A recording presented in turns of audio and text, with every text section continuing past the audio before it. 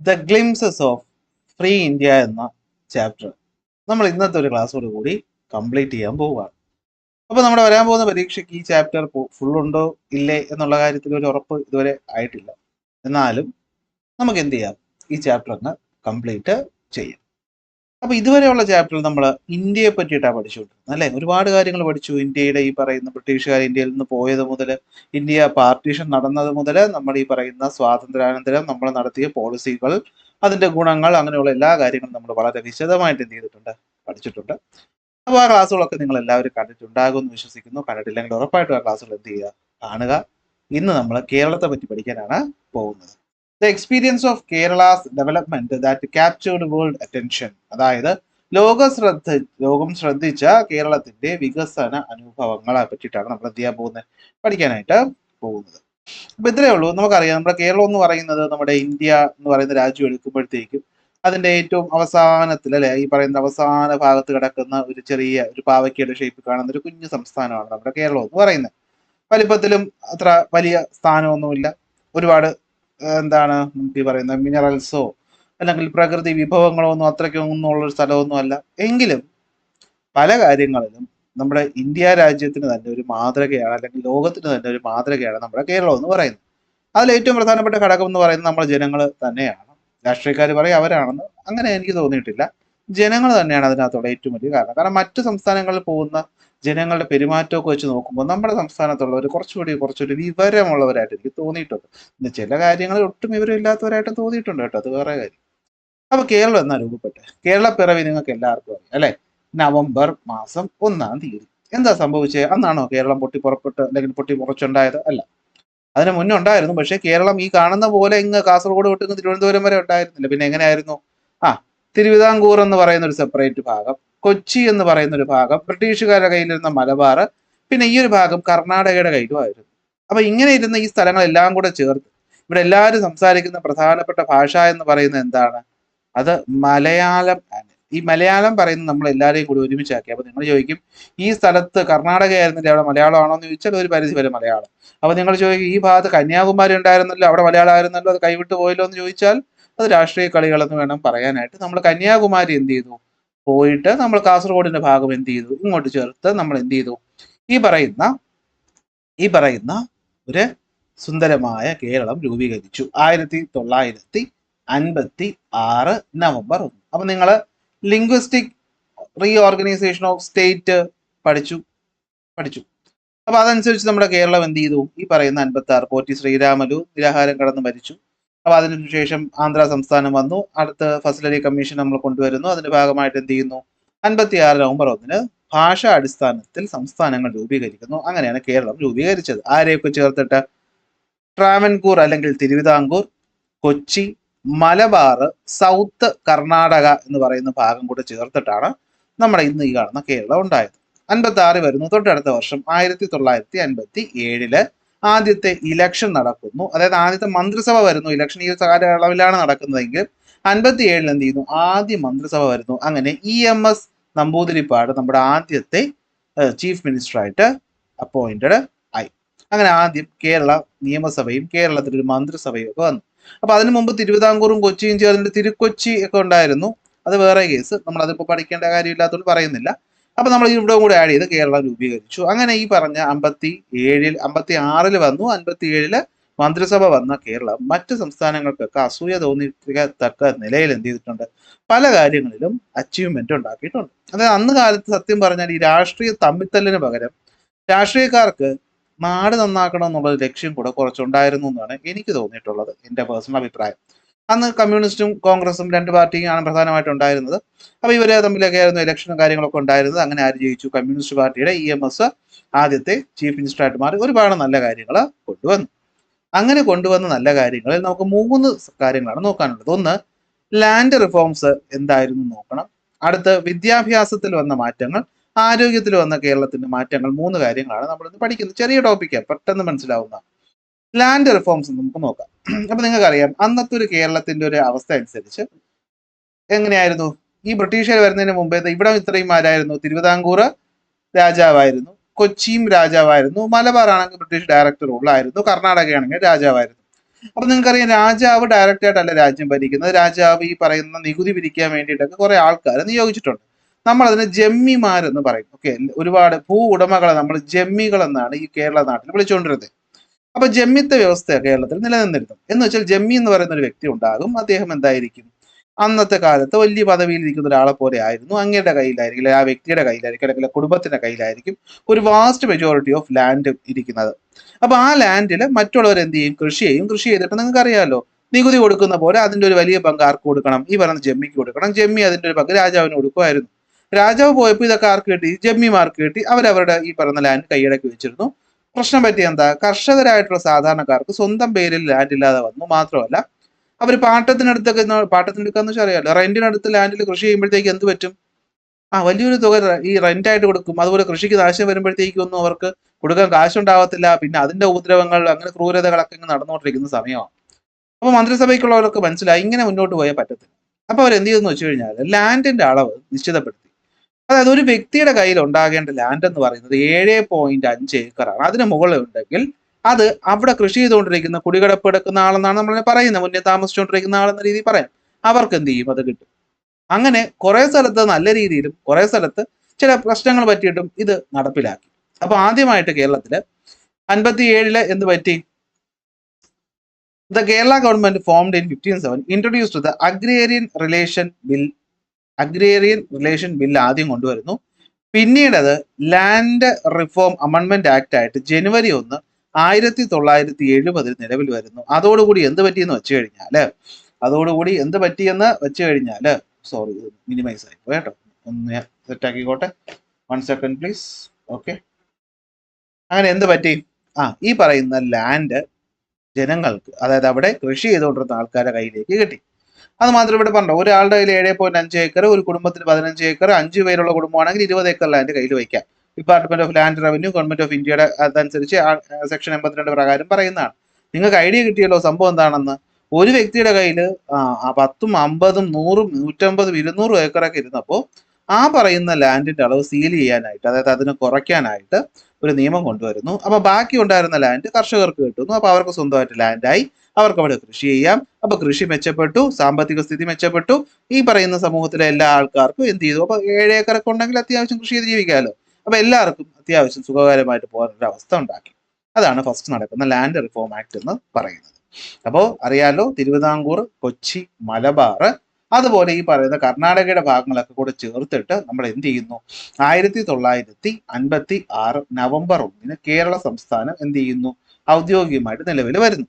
Okay, അപ്പൊ ഈ 57 വന്നതിന് ശേഷം 56 വരുന്നു. 57 ആയപ്പോഴത്തേക്കും EMS നമ്പൂതിരിപ്പാടിന്റെ നേതൃത്വത്തിൽ ആദ്യത്തെ മന്ത്രിസഭ രൂപീകരിക്കുന്നു. അവർ കൊണ്ടുവന്ന പ്രധാനപ്പെട്ട പരിഷ്കരണങ്ങളിൽ ഒന്നാണ് നമ്മുടെ ഈ പറയുന്ന ഭൂപരിഷ്കരണ നിയമം. ഇത് ചങ്ങമ്പുഴ കൃഷ്ണപിള്ളയുടെ വാഴക്കുല എന്ന് പറയുന്ന കവിതയാണ്. നിങ്ങളിത് കേൾക്കാത്ത ആരും തന്നെ ഉണ്ടാവത്തില്ല. സോ ഞാനത് പറഞ്ഞിനി നിങ്ങളുടെ വിലപ്പെട്ട സമയം പാഴാക്കുന്നില്ല. സമയമാണ് നമുക്ക് ഇപ്പോൾ വിലപ്പെട്ടത്, അല്ലെ? അപ്പൊ ഭൂപരിഷ്കരണം വരുന്നതിന് മുമ്പ് നമ്മളിവിടെ ജമ്മിത്ത വ്യവസ്ഥയായിരുന്നു. അപ്പൊ അത് മാറ്റിക്കൊണ്ടാണ് ഭൂപരിഷ്കരണം വരുന്നത്. ഇത്തരത്തിൽ സാമൂഹിക സാമ്പത്തിക പ്രശ്നങ്ങൾ പരിഹരിക്കുന്നതിനായിട്ട് ഈ പറയുന്ന ഗവൺമെന്റ്, സർക്കാർ എന്ത് ചെയ്തു, ആദ്യമായിട്ട് ഈ പറയുന്ന കാർഷിക സംബന്ധിതമായിട്ടുള്ള നിയമങ്ങൾ എന്ത് ചെയ്തു, കാർഷിക ബന്ധ നിയമം, അത് കറക്റ്റ് മലയാളം മാറിപ്പോയതാണ്. കാർഷിക ബന്ധ നിയമം എന്ത് ചെയ്തു, ബന്ധ നിയമം അല്ലേ, ബന്ധ നിയമം എന്ത് ചെയ്തു, കൊണ്ടുവരുന്നു. അടുത്ത് 70 ജനുവരി 1 ആയപ്പോൾ, 1970 ന്യൂ ഇയർ കഴിഞ്ഞ് 1 ജനുവരി ആയപ്പോഴത്തേക്കും പറഞ്ഞു, മതി, ഇനി എന്ത് ചെയ്യുക, ലാൻഡ് എല്ലാവർക്കും വീതിച്ചു കൊടുക്കാം. അതായത് ലാൻഡ് ഒരാൾക്ക് ഇത്ര ഉപയോഗിക്കാൻ പാടുള്ളൂ, ബാക്കി കൊടുത്തു. അപ്പൊ അതൊക്കെ കൊണ്ട് എന്തൊക്കെ ഗുണങ്ങളായിരിക്കും ഉണ്ടായിട്ടുണ്ടാവുന്നത്. ഒന്ന്, a limit was set on the land that could be owned. നിങ്ങൾക്ക് ഇപ്പൊ മനസ്സിലായിട്ടുണ്ട്. The landlordism or the jenmi system was abolished. അപ്പൊ ജമ്മി എന്ന് പറഞ്ഞ സംഭവം ഇനിയില്ല. Tenants received permanent ownership right over their agricultural land. അല്ലെ, കുടികിടപ്പ്, കൃഷി ചെയ്തുകൊണ്ടിരുന്ന ഒരുത്തൻ എന്ന് വെച്ചാൽ ഒരു സംഭവം മനസ്സിലാക്കണം. നാളെ രാവിലെ ഒരു വസ്തു വന്നിട്ട് ഞാൻ രണ്ട് കമ്പെടുത്ത് കുത്തിയിട്ട് എന്റെ വസ്തു എന്ന് പറയാൻ പറ്റൂല. വർഷങ്ങളായിട്ട് അവിടെ കൃഷി ചെയ്തുകൊണ്ടിരുന്ന ആൾക്ക് ആ വസ്തു കിട്ടും എന്ന് വേണം പറയാൻ, കേട്ടോ. അല്ലെ അങ്ങനെ വിചാരിച്ചു വെച്ച് അപ്ലൈ ചെയ്യരുത്. Exploitation and inequality prevailed in the agricultural sector eliminate. അല്ലെ, ഈ പറയുന്ന കൃഷിയിലുണ്ടായിരുന്നു, അതായത് ഈ ജാതി വ്യവസ്ഥ ഓൾറെഡി കേരളത്തിൽ നല്ല രീതിയിൽ സാമൂഹിക പരിഷ്കരണ പ്രസ്ഥാനങ്ങളിലൂടെ നമ്മൾ മാറ്റിക്കൊണ്ട് വന്നിരുന്നു. ഇത് വന്നപ്പോൾ സാമ്പത്തിക വിഷയങ്ങൾ ഏതാണ്ട് സോൾവ് ആയി. കേരളം ഒരു സമത്വത്തിലോട്ട് പോകുന്ന ഒരു അവസ്ഥ നമ്മൾ കണ്ടു. അപ്പോൾ പൈസയായി. അടുത്ത് വേണ്ടത് എന്താണ്, വിദ്യാഭ്യാസമാണ് അല്ലെ. അപ്പൊ കൈവശ ഭൂമിയിന്മേലുള്ള പരിധി നിർണ്ണയിക്കപ്പെട്ടു, ജമ്മിത്ത സമ്പ്രദായം നിർത്തലാക്കി, കൃഷിഭൂമിയിൽ കുടിയാന് അല്ലെ സ്ഥിര അവകാശം, കുടിയാന് എന്ന് വെച്ചാൽ അവിടെ കുടികിടപ്പ് അല്ലെങ്കിൽ കുടിയാൻ എന്ന് പറഞ്ഞാൽ എന്താ, അവിടെ താമസിക്കുന്ന വ്യക്തി, അവിടെ കൃഷി ചെയ്യുന്ന വ്യക്തി എന്നാണ് കേട്ടോ. അതുപോലെ കാർഷിക മേഖലയിൽ നിലനിന്നിരുന്ന ചൂഷണങ്ങൾക്കും സമത്വങ്ങൾക്കും ഇല്ലാതാവുകയും ചെയ്തു. അപ്പോൾ എന്തായി, ലാൻഡിന്റെ കാര്യം ഓക്കെ.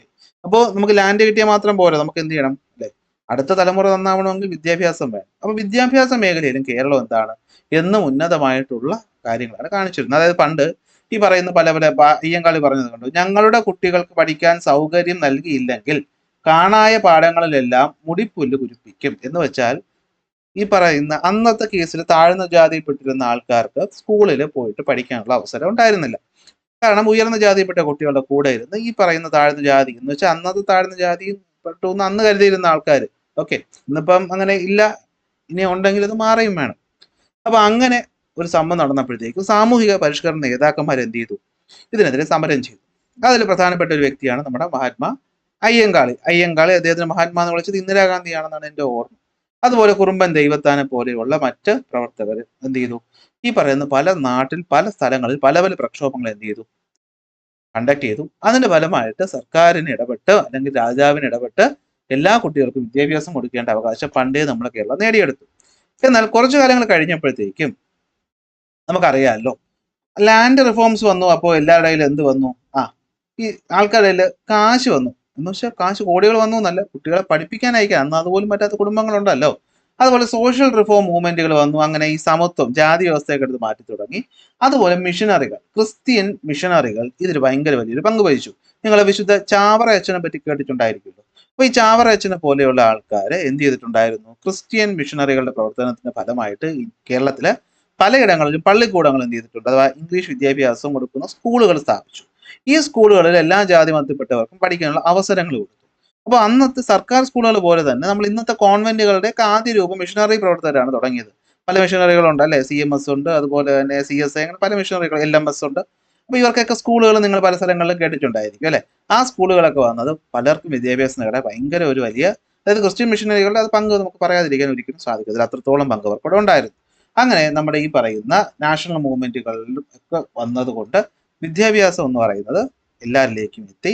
അതുപോലെ തന്നെ വിദ്യാഭ്യാസം നമ്മുടെ കുട്ടികളിലൊക്കെ എത്താൻ സഹായിച്ച മറ്റു കുറച്ച് ഫാക്ടേഴ്സ് ഏതൊക്കെയെന്ന് ചോദിച്ചാൽ, പ്രിന്റിംഗ് ടെക്നോളജിയിലുണ്ട്. ഹെർമൻ ഗുണ്ടർട്ടിനെ പറ്റി നിങ്ങൾ കേട്ടിട്ടുണ്ടായിരിക്കും.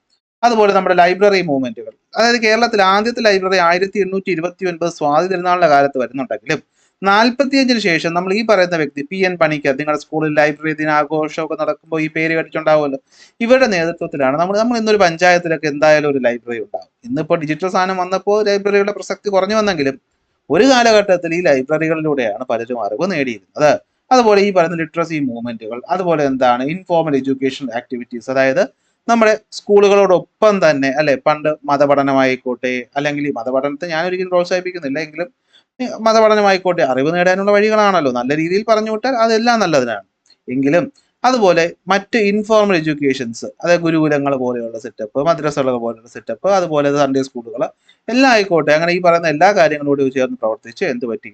അതുപോലെ മറ്റൊരു ഫാക്ടറാണ് ഡീസെൻട്രലൈസേഷൻ ഓഫ് പവർ എന്ന് പറയുന്നത്. എന്താണ് ഡീസെൻട്രലൈസേഷൻ ഓഫ് പവർ എന്ന് വെച്ചാൽ, അതായത് പഞ്ചായത്തുകളുടെ ഈ വളർച്ച, പഞ്ചായത്ത് രാജ് എന്ന് പറയുന്നത് നമ്മളിപ്പോൾ പഠിക്കും.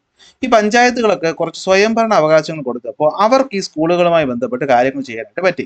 അതായത് ഒരു പഞ്ചായത്തിൽ ഒരു ഗവൺമെന്റ് സ്കൂൾ കൊണ്ടുവരിക, ആ സ്കൂളിന്റെ പ്രവർത്തനങ്ങൾ പഞ്ചായത്തിന് ഫണ്ട് കണ്ടെത്തി നടത്തിക്കൊണ്ടുപോവുക, ഡെവലപ്മെന്റ് കാര്യങ്ങൾ ചെയ്യുക, അങ്ങനെയൊക്കെ വന്നപ്പോഴത്തേക്ക് നമ്മുടെ വിദ്യാഭ്യാസം നല്ല രീതിയിൽ എന്ത് ചെയ്തു, ഇംപ്രൂവ് ചെയ്തു. ഓക്കെ അല്ലേ. അപ്പൊ ഇതാണ് സംഭവം എന്ന് പറയുന്നത്. അപ്പൊ അച്ചടിയുടെ ഇപ്പൊ ഇവിടെ എന്താ പറഞ്ഞേക്കുന്നത് നോക്കി, ദ ഇൻസിഡന്റ് മെൻഷൻഡ് അബോ, അതായത് നമ്മൾ ഈ പറയുന്ന പണ്ടത്തെ വിഷയമാണ് ഈ പറഞ്ഞേക്കുന്നത്, ഞാൻ പറഞ്ഞു തന്നല്ലോ. Okay, education become popular and universal in Kerala. കേരളത്തിൽ വിദ്യാഭ്യാസം എന്ന് പറയുന്നത് എല്ലാവരിലേക്കും എത്തി. അപ്പൊ അതിന് കാരണമായിട്ടുള്ള ഫാക്ടേഴ്സ് ചോദിച്ചാൽ നിങ്ങൾ പറയണം, ലാൻഡ് റിഫോമിലൂടെ കാശ് വന്നു ആൾക്കാർക്ക്, സോഷ്യൽ റിഫോമിലൂടെ ഈ ജാതീയമായിട്ടുള്ള അയിത്തങ്ങൾ ഇല്ലാതായി, ക്രിസ്ത്യൻ മിഷനറികൾ സ്കൂൾ ആരംഭിച്ചു, അതുപോലെ തന്നെ ഈ പറയുന്ന ദേശീയ പ്രസ്ഥാനങ്ങളുടെ വരവോട് കൂടിയിട്ട് എന്ത് പറ്റി, നമ്മുടെ വിദ്യാഭ്യാസം എല്ലാവരിലും ഇപ്പൊ എത്തി. ഇനി അതിനെ സഹായിച്ച മറ്റു കുറച്ച് ഫാക്ടേഴ്സ് ആണ്, factors that pay for this. There are also other factors that influenced എന്ന് പറഞ്ഞാൽ അതാണ് എന്ത്, പ്രിന്റിങ്ങിന്റെ വളർച്ച, ലൈബ്രറി പ്രസ്ഥാനങ്ങളുടെ വളർച്ച, ലിറ്ററസി മൂവ്മെന്റുകളുടെ പ്രവർത്തനം എന്ന് വെച്ചാൽ എന്താണ്, ഈ പറയുന്ന എഴുത്തും വായന അറിയാത്ത ആൾക്കാരിലേക്ക് അറിവ് കൊണ്ടുവരുന്ന പ്രോസസ്സാണ് ഈ ലിറ്ററസി മൂവ്മെന്റ് എന്ന് പറയുന്നത്. ഇൻഫോർമൽ എഡ്യൂക്കേഷൻ ആക്ടിവിറ്റീസും ഡീസെൻട്രലൈസേഷൻ ഓഫ് പവറിലും കൂടെ നമ്മുടെ വിദ്യാഭ്യാസം എന്ത് ചെയ്തു, നല്ല രീതിയിൽ വളർന്നു. അങ്ങനെ കേരളം എന്ത് ചെയ്തു? വിദ്യാഭ്യാസപരമായിട്ട് വളരെയധികം മുന്നോട്ട് എത്തി. മലയാളം ഇംഗ്ലീഷും വലിയ വ്യത്യാസമൊന്നുമില്ലല്ലോ, പിടികിട്ടുമല്ലോ. അടുത്ത് നോക്കിയോ, എഡ്യൂക്കേഷണൽ ആക്ടിവിറ്റീസ് ഓഫ് കേരള. കേരളത്തിന്റെ വിദ്യാഭ്യാസ സംബന്ധമായിട്ടുള്ള കാര്യങ്ങൾ നമ്മൾ നോക്കിക്കഴിഞ്ഞാൽ അല്ലെ, നോക്കിയേ, education in Kerala gained strength when agricultural land become accessible to farmers through the land reforms. പറഞ്ഞല്ലോ, ലാൻഡ് കിട്ടി, കാശ് കിട്ടി, അവകാശങ്ങൾ കിട്ടി.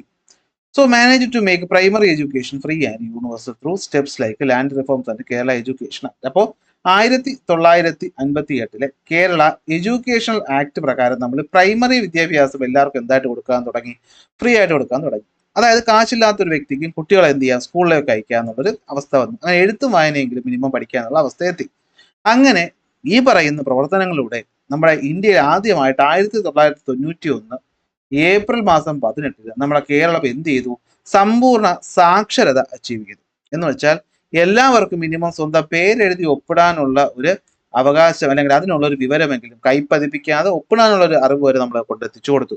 അത് ഭയങ്കര ഒരു അച്ചീവ്മെന്റ് ആയിരുന്നു 91. മറ്റൊരു സംസ്ഥാനത്ത് നമ്മളെക്കാൾ വരുമാനമുള്ള, വലിപ്പമുള്ള, സമ്പത്തുള്ള സംസ്ഥാനങ്ങൾക്ക് പോലും പറ്റാത്തത് നമ്മുടെ കേരളം ആദ്യമായിട്ട് എന്ത് ചെയ്തു? അച്ചീവ് ചെയ്ത് കാണിക്കും. അതുകൊണ്ടാണ് ഇന്നും എല്ലായിടത്ത് പോകുമ്പോഴും അല്ലെ നമ്മൾ നമ്പർ വൺ എന്ന് പറയുന്നത് ഇത്തരം കാര്യങ്ങൾ നമ്മൾ പണ്ടുതൊട്ടേ ചെയ്തു വന്നത് കൊണ്ടാണ്.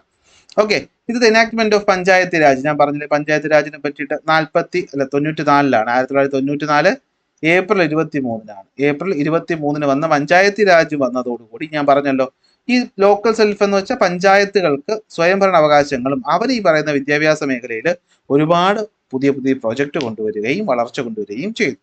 ഓക്കെ, ഇനി ഹയർ എഡ്യൂക്കേഷൻ്റെ കാര്യം നോക്കിക്കഴിഞ്ഞാൽ നമുക്കറിയാം, നമുക്കിന്ന് യൂണിവേഴ്സിറ്റി നോക്കിയാൽ കേരള യൂണിവേഴ്സിറ്റി ഉണ്ട്, MG യൂണിവേഴ്സിറ്റി ഉണ്ട്, കാലിക്കറ്റ് യൂണിവേഴ്സിറ്റി ഉണ്ട്, അഗ്രികൾച്ചർ സർവകലാശാലയുണ്ട്, ടെക്നോളജിക്കൽ യൂണിവേഴ്സിറ്റി ഉണ്ട്, ഓപ്പൺ യൂണിവേഴ്സിറ്റി എന്ന് പറഞ്ഞ് നമുക്ക് ഹയർ എഡ്യൂക്കേഷൻ എന്നില്ല ധാരാളം പോസിബിലിറ്റീസ് കേരളത്തിലുണ്ട്. എന്നാൽ കേരളം രൂപീകരിച്ച അന്ന് ഈ പറയുന്ന നമ്മുടെ കേരള യൂണിവേഴ്സിറ്റി മാത്രമേ ഉണ്ടായിരുന്നു. എന്നാൽ പിന്നീട് വരുന്ന സർക്കാരുകൾ എന്ത് ചെയ്തിട്ടുണ്ടായിരുന്നു? ഈ ഹയർ എഡ്യൂക്കേഷൻ വരാൻ വേണ്ടിയിട്ട് പുതിയ പുതിയ യൂണിവേഴ്സിറ്റികൾ, ടെക്നോളജിക്കൽ യൂണിവേഴ്സിറ്റികൾ, മെഡിക്കൽ കോളേജുകളൊക്കെ എന്ത് ചെയ്തു? കൊണ്ട് വന്നിട്ട് ഉണ്ട്. ഓക്കെ, കണ്ടോ, യൂണിവേഴ്സിറ്റി ഓഫ് ഡിജിറ്റൽ സയൻസ് വരെ നമ്മൾ എന്ത് ചെയ്തിട്ടുണ്ട്? ഇതിനോടകം തന്നെ കൊണ്ടുവന്നിട്ടുണ്ട്. അതൊന്നും മറ്റു പല സംസ്ഥാനങ്ങൾക്കും ഇതുവരെ അതിന്റെ അടുത്ത് പോലും എത്താനായിട്ട് പറ്റിയിട്ടില്ല. അപ്പൊ പ്രൈമറി വിദ്യാഭ്യാസം നമ്മൾ കൊടുത്തു, 58 വിദ്യാഭ്യാസം ഫ്രീ ആക്കി. 91 നമ്മൾ എന്ത് പറ്റി? നമ്മൾ ഈ പറയുന്ന സാക്ഷരത കൈവരിച്ചു. പിന്നെ എന്ത് ചെയ്തു? ഹയർ എഡ്യൂക്കേഷൻ കൊണ്ടുവരാൻ വേണ്ടിയിട്ട് നമ്മൾ പുതിയ പുതിയ യൂണിവേഴ്സിറ്റികൾ കൊണ്ടുവന്നു. The progress achieved the primary sector gradually extended to higher education in Kerala. The general objective of the Kerala higher education is to nurture young generations. മനസ്സിലാവുമല്ലോ, നിങ്ങൾ വലിയ തലമുറയെ വികസിപ്പിച്ചെടുക്കുക എന്നൊക്കെ ഉള്ളത് ആണ്. അതിന് വേണ്ടിയിട്ട് നമ്മൾ എന്ത് ചെയ്തു? പല പല യൂണിവേഴ്സിറ്റികളും ടെക്നോളജികളും കൊണ്ടുവന്നു. ആദ്യം കേരള യൂണിവേഴ്സിറ്റി മാത്രമേ ഉണ്ടായിരുന്നുള്ളൂ, യൂണിവേഴ്സിറ്റി ഓഫ് കേരള പാളയത്തുള്ളത് മാത്രമേ ഉണ്ടായിരുന്നുള്ളൂ. എന്നാൽ പിന്നീട് നമ്മൾ ഈ പറയുന്ന പല പല യൂണിവേഴ്സിറ്റികൾ കൊണ്ടുവന്നു, പോളിടെക്നിക്കുകൾ കൊണ്ടുവന്നു, ITIകൾ കൊണ്ടുവന്നു. അങ്ങനെ നമ്മൾ എല്ലാ തോതിലും വിദ്യാഭ്യാസം എന്ത് ചെയ്തു? സെറ്റാക്കി എന്ന് മനസ്സിലാക്കാം. ഇത് മലയാളത്തിൽ പറഞ്ഞാലും മാറ്റമൊന്നും ഇല്ലാത്തതുകൊണ്ട് ഞാൻ എന്ത് ചെയ്യുന്നു? അടുത്തതിലോട്ട് പോകുന്നു. ആരോഗ്യ മേഖല. ആരോഗ്യത്തിലും health for all Kerala is a model, Kerala excels in the NITI Aayog, national health index, Kerala health care fills national recognition. നമ്മൾ ഓൾറെഡി അറിയാവുന്ന കാര്യമാണ്. കൊറോണയൊക്കെ ആദ്യം വന്നത് ഇവിടെ ആണെങ്കിലും നമ്മൾ അത്യാവശ്യം നല്ല കാര്യങ്ങൾ ചെയ്യുന്നുണ്ട്. അപ്പോൾ കേരളം ആരോഗ്യ മേഖലയിൽ വലിയ പുരോഗതികൾ കൊണ്ടുവന്നിട്ട് ഉണ്ട്. ഓക്കെ, അപ്പൊ എന്തൊക്കെയാണ് നമ്മൾ കൊണ്ടുവന്നതെന്ന് വെച്ച് കഴിഞ്ഞാൽ, കുറഞ്ഞ ചിലവിൽ ആൾക്കാർക്ക് ട്രീറ്റ്മെന്റ് കൊണ്ടുവരിക, ഡെവലപ്മെന്റ് അല്ലെങ്കിൽ പുതിയ പുതിയ ടെക്നോളജികളുള്ള സർക്കാർ ആശുപത്രികൾ കൊണ്ടുവരിക. അങ്ങനെ കൊണ്ടുവന്നതിന് ഫലം കണ്ടത് എങ്ങനെയാണെന്ന് ചോദിച്ചു കഴിഞ്ഞാൽ, ഒന്ന്, ലോ ഇൻഫന്റ് മോർട്ടാലിറ്റി റേറ്റ്, ശിശുമരണ നിരക്ക് ഏറ്റവും കുറവ് കേരളത്തിലാണ്. ലോ മെറ്റേണൽ മോർട്ടാലിറ്റി റേറ്റ്, മാതൃമരണം എന്നാണോ മലയാളത്തിൽ പറയുന്നത് അറിയില്ല, മലയാളം അവിടെ ഉണ്ടല്ലോ, പിന്നെ ചുമ്മാ കഷ്ടപ്പെടുന്നു. ഓക്കെ, കുറഞ്ഞ ശിശുമരണ നിരക്ക്, കുറഞ്ഞ മാതൃമരണ നിരക്ക്, കറക്റ്റ് ആയിട്ടോ. ഓക്കെ, ഹൈ ലൈഫ് എക്സ്പെക്ടൻസി, നമ്മുടെ ദൈർഘ്യം വളരെ കൂടുതലാണ്. റാപ്പിഡ്ലി ഡിക്ലൈനിങ് പോപ്പുലേഷൻ ഗ്രോത്ത് റേറ്റിലും നമ്മൾ എന്ത് ചെയ്തു? കുറവ് കൊണ്ടുവന്നു. അപ്പൊ എന്താണ് ഈ മോർട്ടാലിറ്റി റേറ്റ് എന്ന് വെച്ച് കഴിഞ്ഞാൽ, ജനിക്കുന്ന കുട്ടികൾ 1 വയസ്സാവുന്നതിന് മുന്നേ മരിച്ചു പോകുന്ന ഒരവസ്ഥ ഉണ്ടായാൽ അത് കൂടും, അത് നല്ല കാര്യമല്ല. അപ്പൊ നമുക്കത് കുറവാണ്. പ്രസവത്തോടെ അമ്മമാര് മരിക്കുന്ന കേസുണ്ട്, ഇവിടെ അതും കുറവാണ്. ആയുർദൈർഘ്യം അത്യാവശ്യം 10, 70, 72 വയസ്സ് വരെ ആൾക്കാർ ഒരു ആവറേജ് ജീവിക്കുന്നുണ്ട്, ലൈഫ് എക്സ്പെക്ടൻസി കൂടുതലാണ്. അതുപോലെ പോപ്പുലേഷൻ ഗ്രോത്ത്, ഈ പോപ്പുലേഷൻ കൂടുന്ന, അപ്പൊ നിങ്ങൾ ഹെൽത്ത് ഉണ്ടെങ്കിൽ പോപ്പുലേഷൻ കൂടണ്ടേ? പക്ഷെ അത്ര കൂടുന്നത് നമ്മുടെ നാട്ടിൽ നല്ല, ചെറിയൊരു രാജ്യവും ചെറിയൊരു സംസ്ഥാനവും അല്ലേ. അപ്പൊ പോപ്പുലേഷൻ അവർ ക്രമാതീതമായി കൂടിക്കഴിഞ്ഞാൽ അതിൻ്റെതായ ഒരുപാട് ദൂഷ്യഫലങ്ങളുണ്ട്. അപ്പൊ അതുകൊണ്ട് ആ കാര്യത്തിൽ നമ്മൾ എന്താണ്? മുമ്പില് ആണ്. ലാസ്റ്റ്, ഹ്യൂമൻ ഡെവലപ്മെന്റ് ഇൻഡെക്സിന്റെ കാര്യത്തിലും നമ്മുടെ കേരളം എന്താണ്? വളരെയധികം മുന്നിലാണ്. നമ്മൾ പല ഇപ്പോൾ പബ്ലിക് ഡിസ്ട്രിബ്യൂഷൻ സിസ്റ്റം, അഥവാ റേഷൻ കടകൾ 1965 ആക്ട് പ്രകാരം, അതിനു മുന്നേ റേഷൻ കട എന്ന് പറയുമ്പോൾ കേരള സർക്കാരുകളുടെ ഒരുമിച്ചുള്ളതാണെങ്കിലും അത് നല്ല രീതിയിൽ നടത്തിക്കൊണ്ട് പോകുന്നത് ഒരു കേരളത്തിന്റെ കഴിവാണ് നമ്മളെടുത്ത് പറയേണ്ടത്. ആരും കൊള്ളയും വെട്ടിപ്പോന്നും നടത്താതെ നല്ല രീതിയിൽ കൊണ്ടുപോകുന്നു. കുടുംബശ്രീ പദ്ധതി നമ്മളിവിടെ കൊണ്ടുവന്നു. അങ്ങനെ സ്ത്രീകൾക്ക് ശാക്തീകരണം കൊണ്ടുവരുന്നു. Kerala state literacy mission authority literacy mission authority കൊണ്ടുവരുന്നു. അപ്പൊ ഇതിലൂടെ നമ്മൾ മനുഷ്യരുടെ വികാസത്തിന് എന്ത് ചെയ്തു, നല്ലൊരു പങ്ക് വഹിക്കുന്നു. അത്രയേ ഉള്ളൂ. ഇതിനകത്ത് ഞാൻ ചുമ്മാ വലിച്ചു നീട്ടിയിട്ടൊന്നും കാര്യമില്ല. അതുകൊണ്ട് കാര്യം നിങ്ങൾ മനസ്സിലാക്കി കാണുമെന്ന് വിശ്വസിക്കുന്നു. അപ്പൊ ഇവിടുന്ന് ഒരു എസ് ചോദിക്കാം, കേരളം ഈ പറയുന്ന ഓരോ കാര്യങ്ങളും മുമ്പിലായത് എങ്ങനെയാണെങ്കിൽ അതിനുള്ള പോയിന്റ് ഞാൻ ഇവിടെ നോട്ട് തന്നിട്ടുണ്ട്. ഉടനെ തന്നെ ഞാൻ നോട്ടാക്കി നിങ്ങൾക്ക് എന്ത് ചെയ്യാം, അയച്ചു തരാം. ഓക്കെ. അപ്പോൾ കേരളം രൂപീകരിച്ചത് നവംബർ 1, 1986.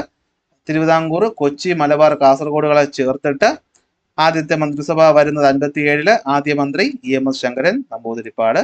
അടുത്ത ലാൻഡ് റിഫോംസിനെ പറ്റി പറയുകയാണെങ്കിൽ നമ്മൾ ജമ്മിത്ത വ്യവസ്ഥ അവസാനിപ്പിച്ചു, ടെനൻസിന് അവകാശങ്ങൾ കൊടുത്തു, ഹൈറാർക്കി ഇല്ലാതാക്കി.